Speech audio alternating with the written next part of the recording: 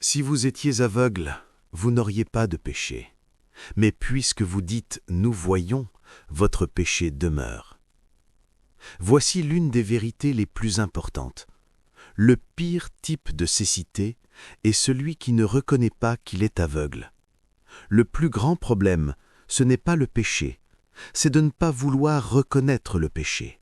C'est de ne pas accepter le remède. Imagine une personne malade, avec un traitement disponible, mais elle refuse de le prendre.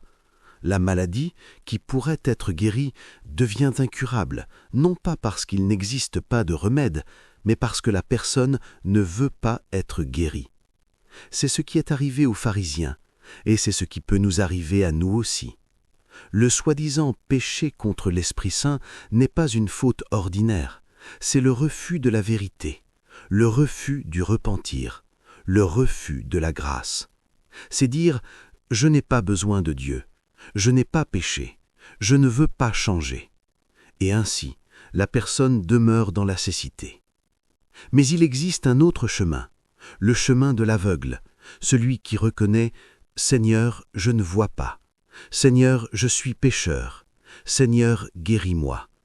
Et alors tout change, car Dieu ne refuse jamais le pardon à celui qui le demande avec un cœur sincère. C'est pourquoi aujourd'hui, en ce dimanche de la joie, fais cette simple prière. Seigneur, je suis aveugle, mais je veux voir. Je veux voir la vérité. Je veux vivre dans la lumière. Je veux croire. Et peu à peu, la lumière du Christ illuminera ton chemin, et tu quitteras les ténèbres pour vivre dans la vraie vie.